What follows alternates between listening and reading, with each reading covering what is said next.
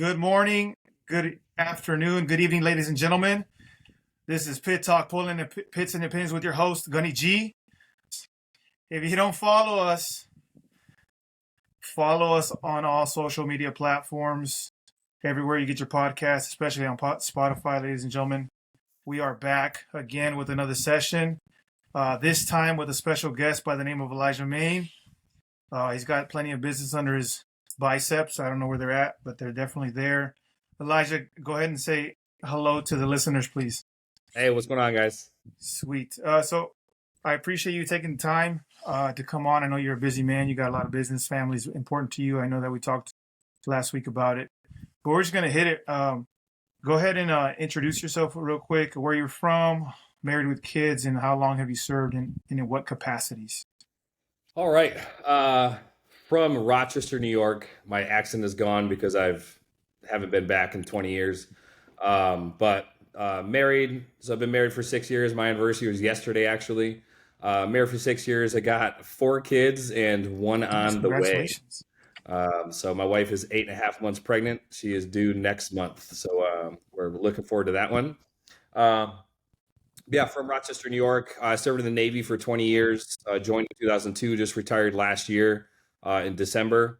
I was a CB in the Navy, so the construction force of the Navy. I did 12 deployments in 20 years, and it was awesome. So did a few combat, few luxury. You know, I've had some tough ones, but I've had some really easy ones. So I can't say my whole time was bad. Yeah, of course. Okay, sweet. Question for you. Since we're getting right into it, you're pretty. You lift weights there, Elijah? A little bit. I 3-4 days a week. Not even kidding. About 3-4 You're days. so modest. True. This must be genetics. I've been lifting for 30 years, man. 25 years. So it's just. Oh, okay. I got you. That makes sense. You know, I go to the gym a little bit myself just to run. Yeah. But anyways, so again, I appreciate you coming on, ladies and gentlemen. If you haven't heard or you just got on, Elijah Maine hailing in from a long ways from Washington for sure, though. But quick question for you: so I know that you were in the Navy. You said how many years? 20. 20. Yep. Do you think the 20 years benefited you in a good or in a negative way? Both. I mean, I would say 100% positive, and that's just I have to say that my upbringing was not glorious. You know, it wasn't. I grew up pretty. I grew up without, you could say. I grew up in a trailer for the first 18 years of my life. My wife always tells me that she feels sorry for me because I kind of slept on a couch my whole teenage life. So she's like, I wish I could just take care of you. But so I slept on a couch. So I didn't have much growing up. So when I joined the Navy, it was awesome for me. I mean, I loved traveling the world, seeing the world. I've had some shitty times. I had some great times. Met my wife. I had some kids. Started some businesses. So I mean, overall it's been great. I wouldn't be able to do any of that if I didn't join. Met some awesome people, throughout the time. Had great experiences. I mean, as a drill instructor, man, so I was a drill instructor for 4 years, or 3.5 years, if you'll call, but with the training and everything, it's about 4 years. But I mean, with that, I mean, it's so rewarding. I mean, it sucks. It does while you're doing it. It's absolutely terrible, but it's rewarding at the same time. You see these kids come in and they're just these little weak, just kids. And then they leave like, straight and arrow, and you're like, I did that. That was awesome. That's what I'm talking about. I still get to this day. I got my recruits texting me and emailing me, messaging me on Instagram or something saying, I don't know if you remember me, but I was your recruit, 8 years ago. And I was just like, sad part is I do remember you. And if I remember you, that's probably a bad thing. But I do remember you, So I mean, overall, it was great. I mean, I wouldn't have anything I have. So. Absolutely. That's good, man. I get that too. After I left in 2020, 2020. Even when I was there in 2019, I would be at Target with my family, and then all of a sudden, you feel like a shoulder tap behind you. Hey, are you so and so? I'm like, yes. Just calm down. We're at Target, please. Don't make a scene. You know what I mean? Like, they were super excited to see me.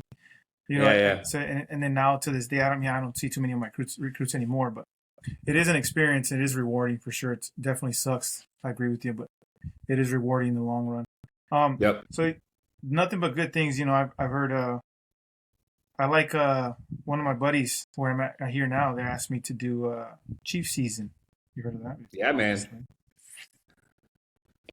Hey, I won't say anything if you don't say anything. You can let me in some secrets if you want before Chief season next year. Bro, Chief season, man, let me tell you. So, Chief season, I tell people this all the time. I didn't play I played the game during when I was doing it. And then afterwards, when I have some selects reach out to me and they're like, you know, they have to call us genuines, like genuine chief. So I'm a genuine chief. I'm like, bro, it's relax. This is not that serious, right? But I get the purpose of it. I do. But I tell them, they're like, hey, what advice can you give me? And I was like, dude, I'm not going to give you advice, man. I'll give you the answers. I was like, I don't play the game. However, like I see the purpose behind it. I do, because I was that guy. And it's like, okay, so the whole point of that Wow. is for after the 6 weeks, your job is to take care of your people, because then you realize, because it's not Hmm. about you anymore. You made chief, you're good. It's not about you Yeah. anymore. Help them replace you.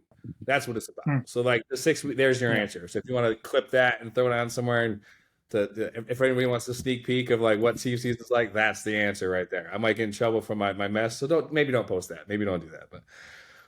I'm still in touch with like most of the people in my mess, man, because the mess is awesome. When you're part of a real mess, like through season, I Yeah. love season, man. Season's fun. On the other side, like when you're Hmm.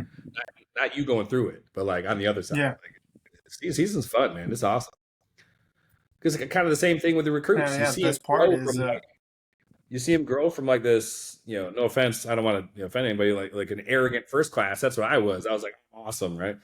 And it's you realize like, you know what, yeah. wasn't I didn't do shit. I really didn't. You good? Yo, I'm good. Okay. Oh, my bad. It froze a little bit. I apologize, ladies and gentlemen. It froze a little bit. But yeah, I think when he the way he got me, um, he goes like this, flips it up. I'm like, what is that? He goes, go through it and you'll get it too. I'm like, oh God. Oh, That's he's how got it the got me angry. too. Stupid little pin. He's got the He got the okay. little pin, the little chief, Yeah, the chief pin anchor. or whatever they gave him. Everybody has it here. Yeah, little Yeah. anchor. They'll give you a little anchor. Um. Yeah, we So were I'm. undercover. Oh, okay. Yeah, the Gunny. Shoot, I'm having a brain fart. Jeez. Gunny Cope. He Mm. showed it to me. He goes, "This is where we were." I'm like, "Oh God, calm down, guys. It's just a little pin." But I'll do it because it's pretty dope. I'll do Yeah, the man, pin. I want the pin. That's it's all I fun. want is a pin. Yeah, But I had anyways, some Air Force cats go through season that we put them through. Yeah, nice. and they get they So gave it's them the it's combination open to wrap. all parties. Well, E7 and above, yeah. I like it. Well, Oh yeah, like yeah. I'm in the sorry. Navy, I in the apologize. Navy, the chief rank, the E7 rank is the only like in the Air Force. You go from E6 to E7, and it's like nothing. It's like cool, congratulations, it's another thing. I know Gunny's a huge Mm-hmm. in the Marine Corps, but chief season, like you go in the Navy, it's a complete transition. Like your whole uniform changes. Like you get rid of your black pants, you get the khaki pants. That's why they're called khakis. But you to get the black pants, put the khaki pants on. You get rid of the jumper cracker jack, we call them, with the little Dixie cup the Navy guys put on their head. You get rid of all that. All that goes away. You get your combination cover. You get your full dress whites. Like it's a whole change, man. It's completely different. So that's why there's like a whole the drastic change from E6 to E7 in the Navy than other branches. That's why like other branches come to our season, because they went like, hey, what is this? Yeah, What do you learn in this 6 weeks? Let's go. Let's do this. So it's awesome when I see that, because it's like we're not any better absolutely, than dude. I mean we're not any better than a E6 or I mean E7 in another branch, but we just go through this particular 6 week kind of initiation, to kind of make you realize, okay, this isn't about me. Pretty much what it is. It Long it story is short, dope. I wish that I wish the Marine Corps would let me wear those peanut butters, man. Those are nice. All whites too. Oh, dude, the Nice choker whites, I'll I tell love you them what. things. I still wear those. You can wear them retired now. Those are nice. You, You those are can. I wore dope, them the man. other day. I If wore I them was allowed to 2 wear months them, ago I'd to be a rocking wedding. them. You do they still fit? I know you swole a Oh yeah, diesel over there. yeah. They still fit. It's snug, but they still Um, fit. But yeah, I mean, I had my beard and everything. It was great. First time wearing a beard and uniform. It was awesome. that's dope, dude. But on that subject, do you think the Navy's better prepared you for your business endeavors? And can you elaborate on some tangibles, intangibles, and then if you want, just kind of hit the business endeavors that you're interested, that you're doing right now, or that you're invested in right now? Yeah, absolutely. I want to say yes. So when I was in the companies that I currently have now, they're not my first companies I built. But my first couple I built were extreme failures. Like this isn't a like all of a sudden I created this awesome company because I was in the military. Not at all. I've created some shitty companies and they failed. It just there's stepping stones to it. Hmm. But a while ago, why I wanted to become an entrepreneur, I was living in base housing and I ordered Okay. Chinese food, right? And the Chinese delivery guy comes to the door and he knocks on the door and I get my Chinese food and he's like, "You're in the Navy," and I was like, "Yeah, I'm in base housing, so yeah, I'm in the Navy." And he's like, "I was too," and I was just like, "Oh, that's awesome." I was like, thank you for your service, etc. I was like, what were you?" I was only an E5 at the time, and he was like, Hmm. I retired as a senior chief, which is an E8 in the Navy, and he's delivering my Chinese food. So I'm like, I clearly got to do something outside of this job, outside of the military, if I'm going to make it in this world, because Yeah. he's like the second highest rank you can possibly get delivering my Chinese food. Like, clearly, what you make in the Navy military is not enough to survive. I was like, I need to do something. So that's when I started building companies and like, I dabbled in it and then it failed and then deployed a couple times and came back and tried another one. My first semi successful company was called Military Muscle. I started that, built that up on YouTube pretty much. If you go to YouTube and type in military muscle motivation, you'll see this guy.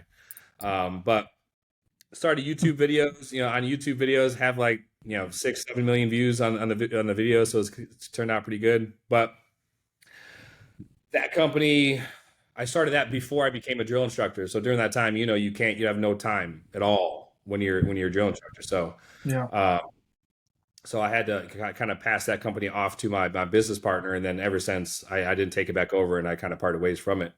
But recently, so pretty much me and my wife started a company called Curves and Combat Boots in 2017. It's a women's athletic apparel brand, and I mean it did Hmm.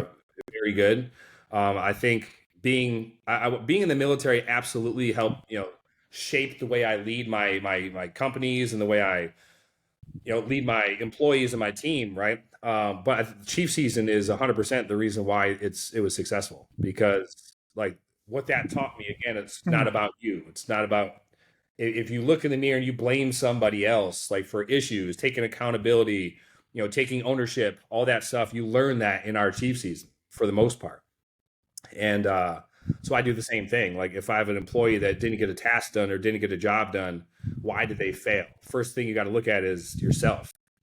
Did you train them properly? Did you give them Hmm. the proper resources? Did you give them clear and concise instructions to what you wanted? What are your expectations, et cetera, et cetera? Most people don't do that. Most people, even me, I mean, my leadership growing up in the Navy, they say do something, you don't do it, and you're like, dude, you didn't tell me what you wanted me to do, when you wanted it done, how to do it, who to talk to, like, so you kind of learn the do's and the don'ts, but like being the chief of the Navy absolutely forged how I am as a chief executive officer.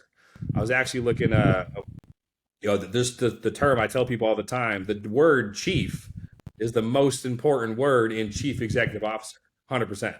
So that just fits right there. Is like the word chief is the most important word in that title. So I kind of hold that, and that's Hmm. how I run my companies. But yeah, Curves and Combat Boots is the one that kind of pays for everything. Um, I also have a supplement company called Live Body. Live Body is a supplement brand. I'm partners with a fitness influencer, Paige Hathaway. She's my partner in that, and we have a couple other partners in the company as well. And then let's Nice. see, I'm building an app right now, so that's one. Coming soon next month, we launch it. Cool. Yeah, it's pretty awesome. Okay, let me give you a little hint. All right, so this app is it's a dating app. But let me explain. Right. I've never used a dating app in my life. Never have, never will. However, so this dating app, a buddy of mine came to me with this idea, and because I don't like the whole hookup culture, I think it's stupid. I think the world and the dating scene with teenagers and kids and it's just going to shit. But so this dating app is a little bit different, right? We haven't launched it yet, but I'm gonna give you guys a little sneak peek of what it is. So this dating app, it focuses on the chivalry and traditional roles of the relationship, and it focuses on the most important Huh. part of dating, and it's focused on the date itself. So let me explain what that means, right? Imagine if you want to go on a date with a girl, and a girl has in her profile, "I want to go to the Cowboys game." Well, you will click that and say, "I'll take you to the Cowboys game." Not like Netflix and chill, message back and forth and swipe, none of that crap. It focuses on the date itself. And the guy picks her up, the guy pays for Hmm. it. But chivalry and traditional roles, that's what we're going back to. And we focus on safety. But we won't get Nice. into the details of that kind of stuff. That's launching soon. You'll hear all that. But anyway, been working on that for a Oh, while. The app's been going on from building built for past 2 years, and it's been awesome. Well, I have another venture as well. that's It's dope, actually dude. my most passionate, but there's a question on your thing here that actually segues into that. So I'll wait till you ask that question. I'll talk about the next company. Thanks, I appreciate it.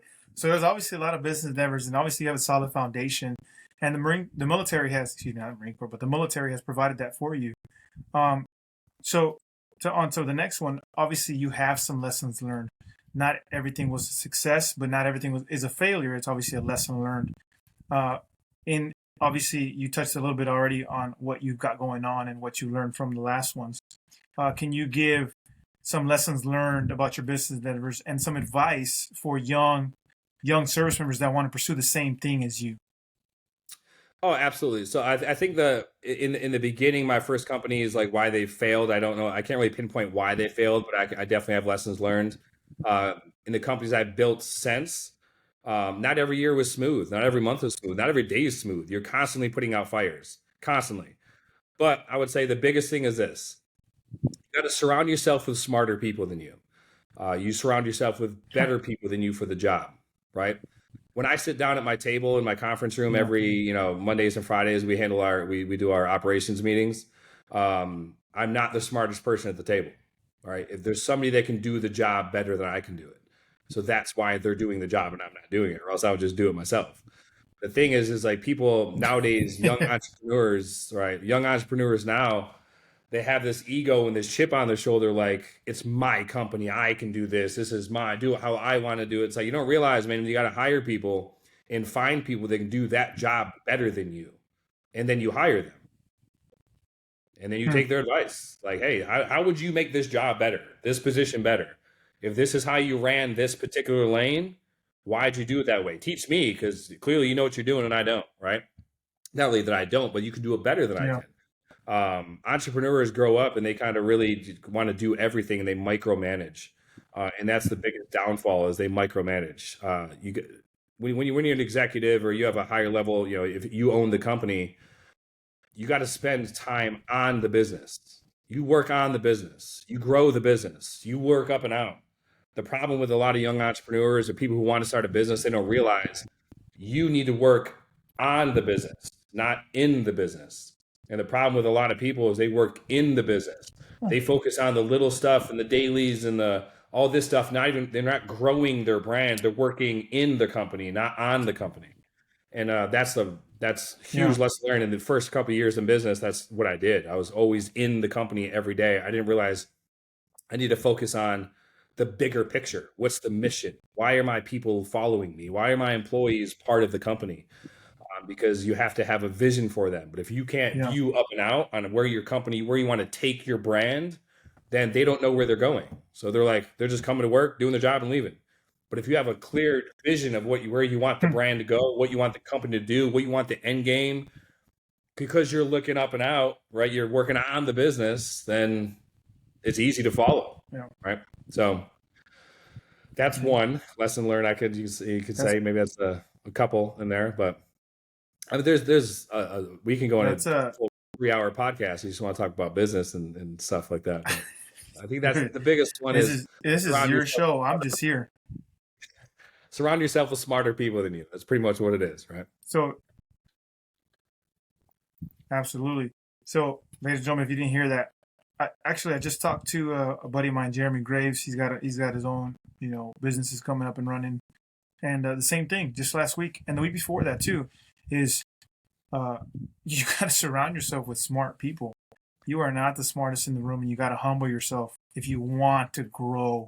You got to put yourself in circumstances that are, they're going to chip away at your, the molding block of Israel per se, of me, right? So that's good advice. It's definitely tools and toolbox. I'm learning something every week from somebody that I interview. And again, this is your show, Elijah. You go on as long as you want, but so obviously, do you have another maybe small tidbit? Because again, I'm taking notes. This is video recording. I'm taking notes as we speak. Do you have another maybe tidbit for young service members that want to be in the same shoes as you, entrepreneurs? I would say you focus on a niche and focus on the brand. The thing is, right now, people want to say, it depends what kind of business you're in. Like right now, I don't have a real estate business. I know what I know. I'm not going to preach about how to grow your real estate company because I don't know how to do that. Right.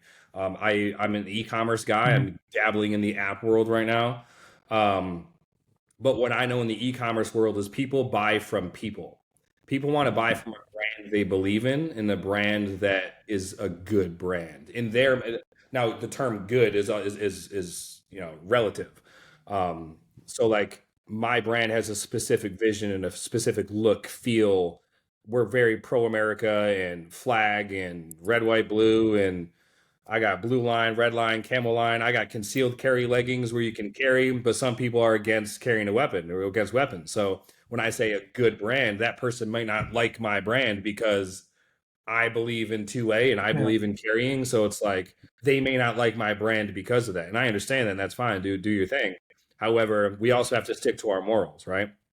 But when it comes to building a really foundation for your company, you got to have a niche, and you got to have a story, and you got to build a brand, right? People have to be able to follow that. But how do you do that, right? You got to have your own core values. So you got to develop your company core values and your personal core values. And your company has to operate. Everybody you hire, everybody within your company needs to operate on those core values. And if they don't, then they shouldn't be an employee of yours. If they don't, then they shouldn't be with you anyway.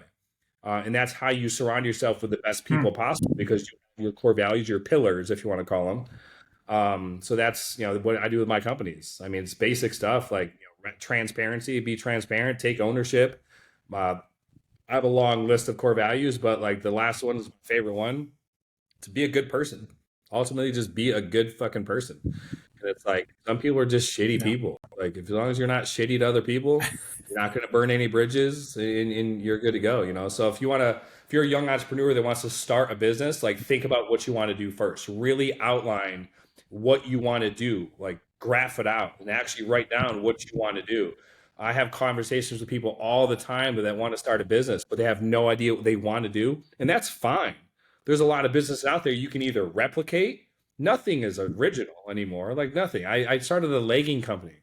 Lululemon still exists. All these other competitors still exist, but I'm still making money, right? So it's like you don't have to come up with something crazy original, but we have a specific niche, right? So you just have to focus on what you want to do. And if you go to work every day and you hate what you do, then that's probably not what you want to do as an entrepreneur, because there's going to be a lot of times you're not going to get paid. You're going to have people want to become an entrepreneur because they want to quit the 9 to 5.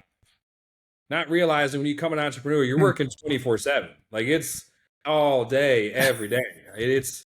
It's true. You're an entrepreneur. You got a podcast.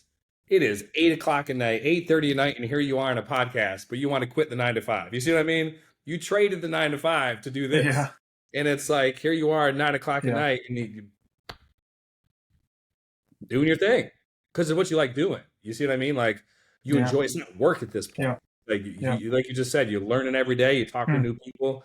This isn't a job at this point. You know what I mean? So it's like, this is what people Yeah. need to think about what they want to do. Because if it's got to be a passion of yours. And if it's not a passion, it's going to become work. And if it becomes work, you're going to dread doing it. And you're not Yeah. going to come to work. You're going to, that one extra email you should have sent, you're not going to send it today. You're going to send it tomorrow.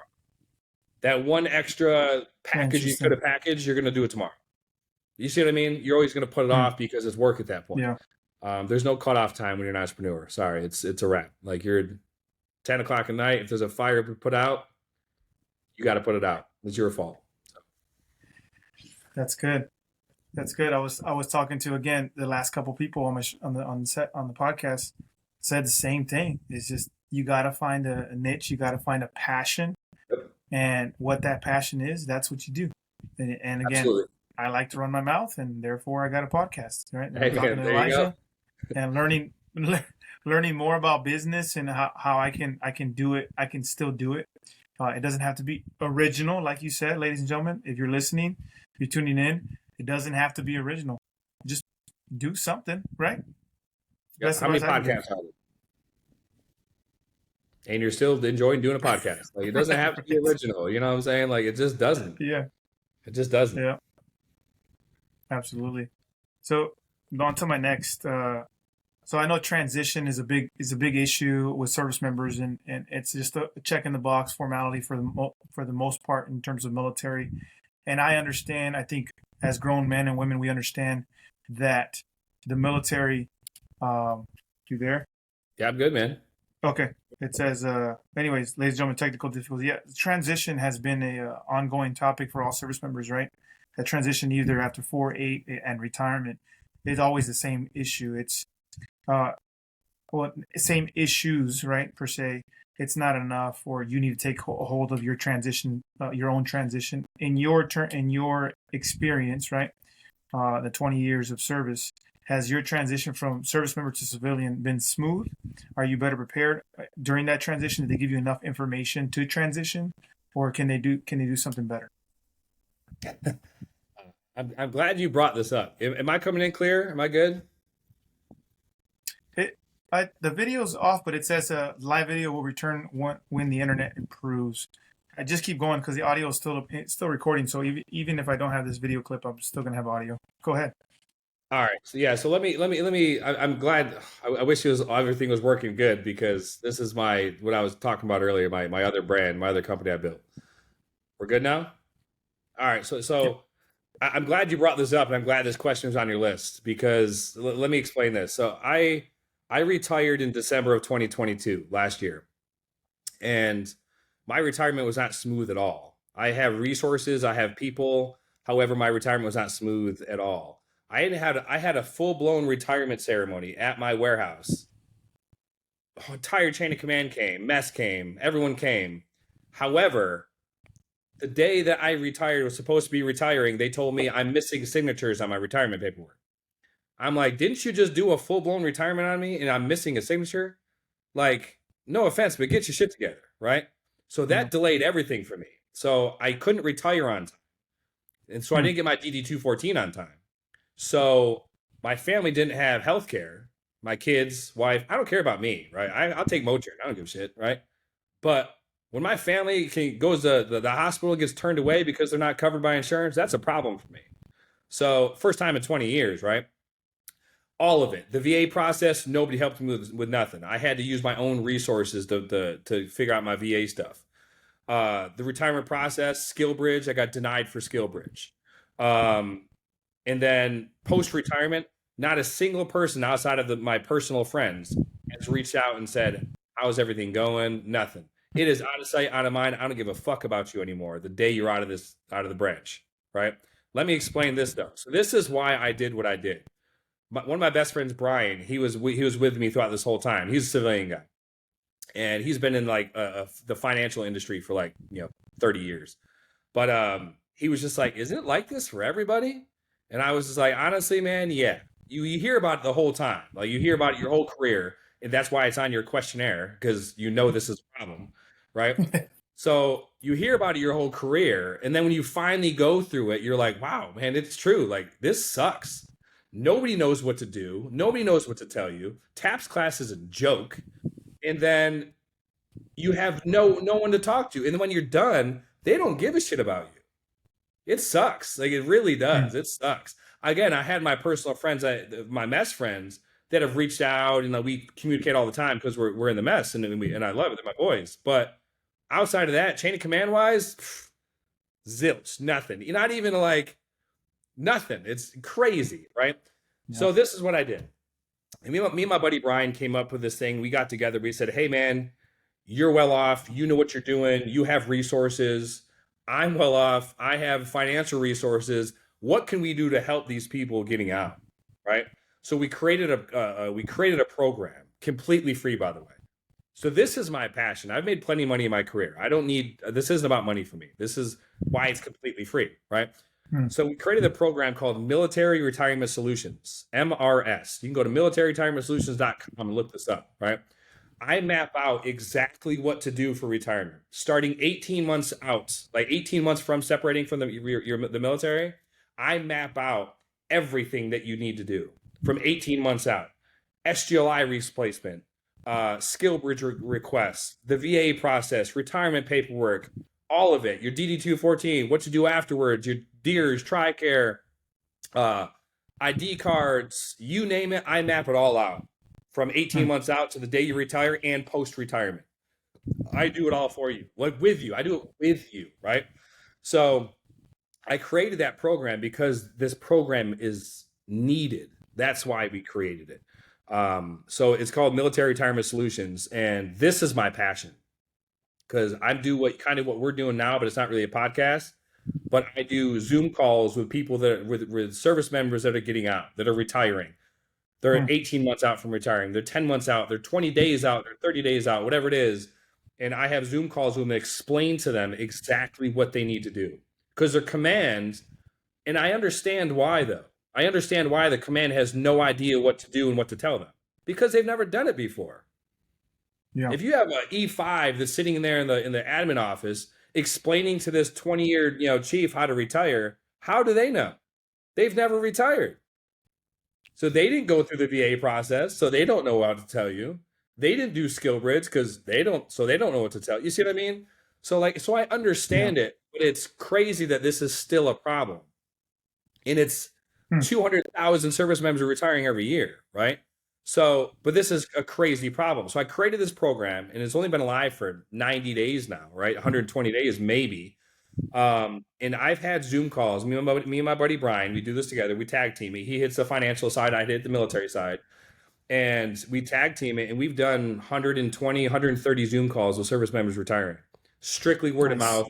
We don't advertise it. We don't do anything. It's strictly word of mouth, and we help people transition out, trying to make it smooth, not stressful. You'd be surprised the stories that we hear on these calls, man. It's pretty. If you could be a fly on the wall on some of these calls, it's nuts, man. We have calls all the time about I'm 10 days out from retiring, and my command doesn't even know I'm retiring. It's like, what? It's like, what? Like, what? Like, how does that even happen? Like, they submit for retirement online. They submit for their paperwork, but then the command doesn't even know. And they're getting out. I'm like, it's a joke. So anyway, you want to ask about my transition? My transition was not so good. I did it well because I have my own resources. But I created this program specifically to help people. That way, when they're transitioning out, I guide them through every step of the way. And it's 100% completely free. So it's not that the organization doesn't know. It's just the people in the spots don't know. Well, I think the thing is like they know this information is out there, but nobody takes the time to actually walk the person through. Nobody takes the time. I have every person I talk to, I say, hey, send me what your command gave you. Send me what your command gave you so I can see, like, how can I make my program better? Because that's what I help do as well. How can I make my program better? But also, like, what are they giving you? I want to know. I'm curious. And the information is there. Like, roughly it is. But it's this long fucking email or this long, crazy document. No one's... Dude, you're a Marine. You be honest. You're not going to read that shit, right? You're going to look at this thing like, what? Like, somebody Yeah. just tell me what to do, please, Mhm. because this document is nuts. And like, Yeah. it's crazy. They just want to be, you just want to be kind of told what to do and when to do it, not really this crazy long document. And so the command knows what to do, maybe, um, but they just have this document they send to everybody. Like, hey, here you go. Yeah. This is how you get out. And it's like, this is what's crazy to me, because so I was a recruiter for 3 years here in Dallas. By the way, I sucked. I'm a terrible recruiter because I'm not good at lying, right? I can't, like, when someone says like the only job I could get is like a cook, I'm like, it's probably not a good job. Like, I'm just being honest with you. Like, I can't lie to you, you know. Yeah. Um, so like I wasn't a good liar, so I'm not a good recruiter. So they pushed me. I was on it's called the Warrior Challenge Scout. So if they want people to want to be like Navy SEAL, SWIC, EOD, area rescue, the Navy diver, they came to me. So that's what I did for the last like 2 years of my career. But anyway, I was a recruiter for a little bit, right? So it's crazy because as a recruiter, we will do everything in our power to get that person in the military. Like your recruiter did. You got to do paperwork. I'm going to show you how to do it. You got to go to this location to go sign in a MEPS. I'm going to drive you there myself. Right? I'm going to pick you up when you're done. I'm going to take you home. I'm going to drive you to the hotel. I'm going to drive you to the airport. I'm going to do this. I'm going to hold your hand throughout this whole process to get into the military. Then when it comes time to get out, they're like, here's this document, bro. Have good luck. It's like, what? Like, like, it's crazy. That's Like, holy that's shit. fair. Blows my mind that we do all that hand holding and with all that to get people in the Navy. But then when it comes to time to get out, they're just like, yeah, good luck, man. It's crazy. So that's why That I leads created me. the program. So I have a question, right? yep, Not a rebuttal, just something to think about.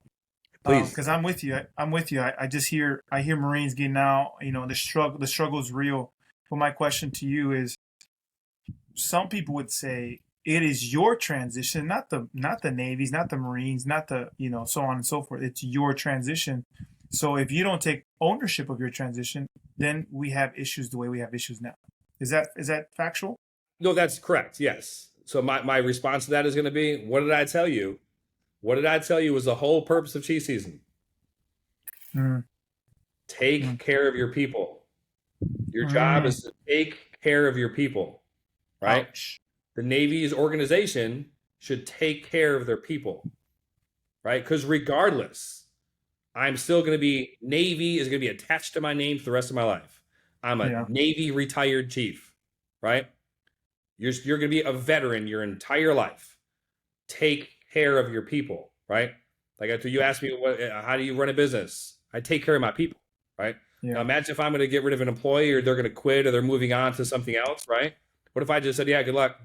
But no, I take care of my people, right? So they have the military is its own organization. It needs to take care of their people. Look what we have nowadays. Ouch. Homeless veterans, that's a joke, man. Like, really? Like, Yeah. if that person was taken care of, that problem wouldn't exist. Yeah. Is So it? yeah, I 100% agree with you though. Take ownership. It is your transition. It's my transition. That's why I did what I did.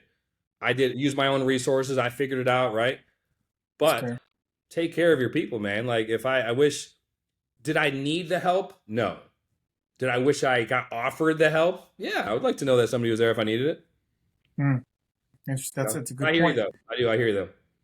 Yeah, that is a good point, man, Elijah. I appreciate that because then you touch on it. It's always a touch point for the podcast, the sessions when people come on. It's always a touch point. Transition, transition, transition. Yep. Why do we have homeless or why do we have the suicide thing?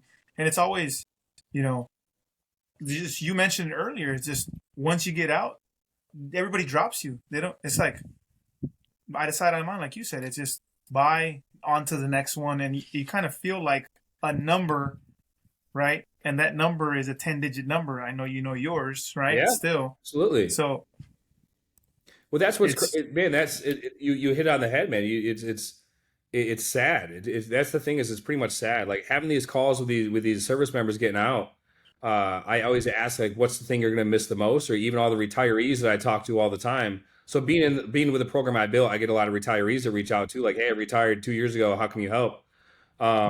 It's crazy. The number one thing they miss is camaraderie. The number one thing they miss is like just being part of something. And it's like, that blows my mind. So that's part of why I'm building this program as well. Part of my program, I have people that also can be part of my program and help push the program that I'm pushing. Yeah. And they can be part of that. And then they hop on calls with Marine guys, Air Force guys, Chief guys. It doesn't matter at that point. Of course, you want to be like, hey, I'm a Marine, I'll be with a Marine too. But in the end game, you just want to be somebody you relate with. Hey, bro, you deployed, I serve, you too, what's up? That's pretty much what it is. It's like, it's a different language, man. We speak we're our own, like, our own tribe, if you will. I don't know what to call it. Like, we're our own, like, it's crazy because, like, we speak our own language, and we speak a language that no one else is going to understand unless they also did it as well. Yeah, that's we talk about gun or just command in general, like command, chain of command. It's like, you realize civilians don't use those terms, right? It's like, Yeah. So that's good, man. Elijah, I appreciate you touching that point. Hey, ladies and gentlemen, if you haven't heard, if you just tuned in, this is Pit Talk, Pulling Pits and Opinions. Oh my goodness, what's going on here? Anyways, follow us, like us, subscribe us everywhere you get your podcasts, or on Spotify, on social media.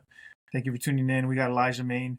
But yeah, it's very important that we just not drop ourselves, because every week they say the same thing, and it's just weird if it's the same issue every week and nobody's addressed it. Maybe we should address it. Maybe we should do something about it, or add some more applicability to the TAPS program, right? Even have Elijah Maine on it and say, hey, this is what happened. These are the do's and don'ts of this part of the transition, right? Is that fair? Yeah. So TAPS class, like, the thing is, it's government owned, it's DOD owned. So it's never going to change. It's really not. And that's the sad. It's sad. That's the truth, though. It's the truth. Like, it sucks to say that, but it's true. So here's my, like I told you, you got to have, whatever brand, you got to have a vision, right? My vision is for my brand, my program, MRS, to be the program that's talked about in every TAPS class. Not to replace TAPS, because it's never going to happen, because that's DOD owned and the government's not going to own my program. It's not going to happen. Unless they take it, but I live in Texas, so come and take it, right? But so, like, the goal is my program. I want my program talked about in the back room, in the back, the back row of every TAPS class. Like, hey, man, this is mandatory, but check this out. This guy built this program. Go follow. They know what they're talking about. One-on-one calls. They'll help you out. They'll walk you through this whole thing, right? That's my goal. I want every TAPS class so that they just be in the back, like, check the box. Let me go talk to this guy. That's my goal. Yeah. I want enough people to be able to do that. I can't do it myself, right? But I want enough people on my team to be able to do that, because you're right. It's needed. And it's crazy that everybody talks to it every week on your podcast, that it's that needed. And it's crazy. So I'm trying to do something about it. That's my goal. So we're going to start doing, in 2024, we're going to start doing base-to-base trainings on base about our program. Wow. Yeah, bro. I got plenty of CMCs and, the E9 and above. I got plenty of them and that are my text buddies. And they're like, hey, I can get you this base. And I'm like, let's go. Let's keep it coming. Because we want to spread this thing nationwide. So absolutely, man. That's dope. Yeah. Hey, if you don't know, now you know. MRS, check it out. So to my next point, which flows right into my next point. So obviously the transition, we can do better. We can provide better outlets for service members. Do you think as senior leaders, we can, there's a lot of hush hush, don't talk about it, blah, blah, blah. Do you think healthy discourse about certain topics are welcome and should be in the workplace? Vice, no, because the order says no. Like what? Give an example. So let's just say, I don't know if, for what is it? Prohibited acts and acts and conducts, or what is it? The PAC order? What is it called? I don't know what it's called for you. Yeah, but like what though? Like what would be, like, give an example. What do you mean? Let's talk about something political, right? I don't know. Why our commander in chief's a joke? Like that? Talking about something like that? That is your opinions, Elijah. That's not my opinion. Again, but something like that, or what happened in 2020, what happened in 2021, what's Yep. currently happening now, how the country is so divided, do you think that as service members, as senior leaders, those discussions should be had because Marines are in the know, or are they not? Or I'm sorry, service members. Well, so and this is what's crazy. I mean, I'll touch a little bit just because some questions that I had, right? And do we talk about it in at work, my workplace? We don't talk about politics. I don't allow it because for some reason it's too touchy right Mm, now. Even though like I have your own opinion, I'm not gonna think differently of you because you have a different opinion than me. That's the problem yeah. with the world nowadays. The problem with the world nowadays is if you have a different opinion than me, then I hate you. And it's like, Mm, why? So we can have the agreeing 90% of our conversations, but we have a disagreement on one thing, and now we can't talk and can't be friends. It's like, what? Like, yeah. disagree with me. I don't care. Like, let's have a debate. Let's do this. We'll still have a Yeah. drink afterwards, but it's like, who cares? Like, you have a different opinion than me. That's Yeah. doesn't mean I can't like you or hang out with you. We have a different opinion, right? But for instance, people ask me the number one thing somebody asked me I want to say in the last like 6 to 8 months was, how do you feel about the Ukraine situation? Right? Mm, Do you support Ukraine? That was the question. Do you support Ukraine? That was the question. And my answer was, I don't know. And they didn't like that answer. They're like, well, do you or do you not? I'm like, I don't know. Like, I served for 20 years. I did 12 deployments, a lot of combat zones. I've never heard once the country Ukraine in my 20 years in the military. And now all of yeah. a sudden we're these best friends with them that we're sending billions of dollars to because we got to support them. Like, I don't understand, like, where did that Mm, come from? yeah. I've never heard of us ever even of them being in any situation with us ever. Pull out of Afghanistan, dump all of our money in Ukraine. What? How we pulled out of Afghanistan? Like, bro, Mm, we all know you, sir, right? yeah. We all know when any change happens like that, that is a long process. Yeah. Like, I helped pull everybody out of Iraq. That's part of what I did. I was going to Taji, Ramadi, Basra, all over the place, shutting down bases, tearing down jocks, ripping apart, like just dismantling the bases that we built, right? Yeah. That process is a long fucking process. But all of a sudden we pull out in 2 weeks. It's like, what? Like, I'm confused. So I get in trouble for not turning in a gas mask. But you can leave billions of dollars of Humvees, aircraft, fucking tanks. Hold on, I'm confused. Like, how is this Yeah. okay? I'm just so again, it just raises the question like the why. Like, nobody knows why. There's theories, conspiracies, but what's the actual why? I'm curious now. Like, when this comes out in 5 years, 10 years, 15, whatever it is, it's gonna come out eventually. Like, why 2020 to 2023, 2024 happened the way it happened. It's gonna come out eventually. I'm Yeah. very curious about why all this because I've served for 20 years. I never heard of Ukraine until all this crazy stuff. We're giving them, $50 billion. I'm like, I never even heard of this. What are you talking about? So Yeah. I got asked that a lot. Like, are you on the side of Ukraine? I just don't want people fighting and dying. That's the thing. Is I Yeah. just don't want people dying. Like, I'm not on either side because people are dying on both sides. I just want people to stop dying.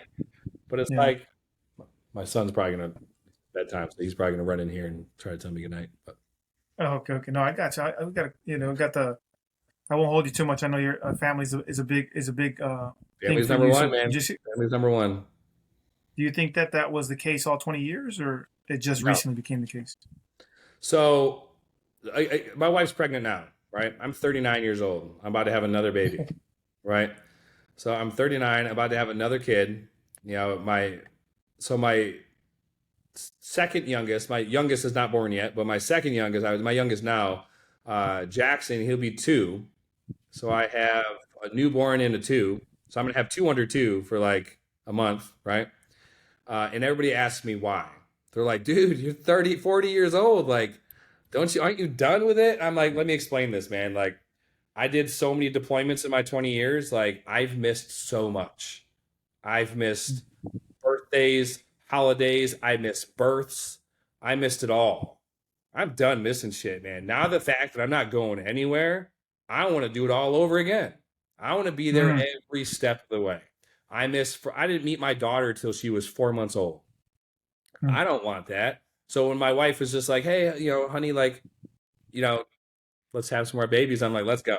Like, bring them on." One, I love being a dad. Being a dad is the best job in the fucking world. Yeah, Two, I want to be there for everything. I don't want to miss anything. Now that I finally have the opportunity not to miss anything, I'm game. So yeah, yeah, families recently. I mean, again, back when I was younger. Now, I mean, I deployed. I was happy, and it was okay. But now, man, as you grow up, you realize all the things that you missed. You know, yeah. That's so good, man. That's good because that's where. Do you think maybe we should think about it sooner than retirement, or is at absolutely, retirement we probably should? Yeah, absolutely, yep. that's good. Hey, Elijah, again, I thank you for coming on. I mean, I learned a lot just from me and you, and I know you got my digits. I got your digits, Yeah, and man. you're in my call log now. So now if I'm just throwing it out there. If I need information, I Hey, know who to call. absolutely. Absolutely, man. So I'm an open book, man. I'm literally retired. Hey, this is all I do now. I just talk to people.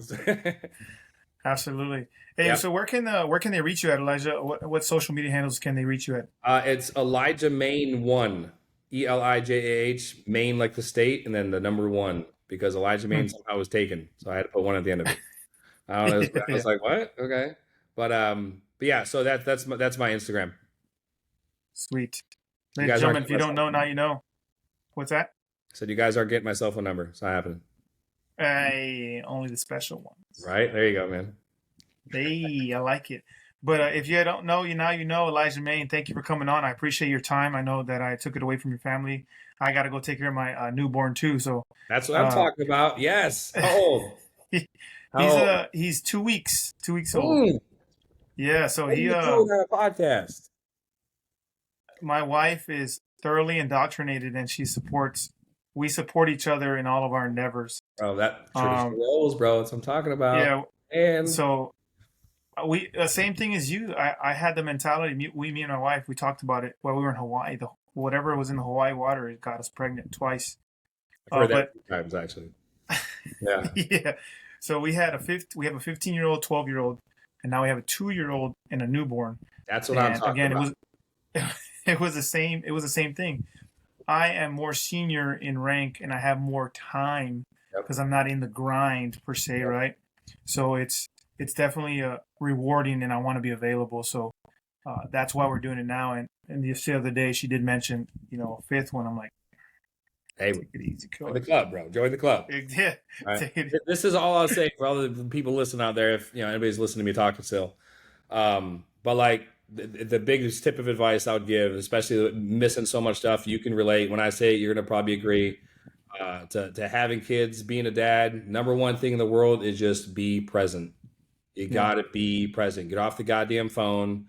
Don't watch TV. Like be present with your kids, and that's it. You're gonna miss it 5 years from now, 10 years from now, 20 years from now. You're gonna look back and be like, man, I wish I was there for all of it. So just be present. That's what you need to be. yeah, Is it? That's all your that's kids dope. need is Yeah. time. Be time and fucking be present with them. That's it. Iron sharpens iron. You have sharpened me Absolutely. tonight during this session. I appreciate it, ladies and gentlemen. If you don't know, now you know. Elijah Maine. This is Pit Talk, pulling pits and opinions, and we out.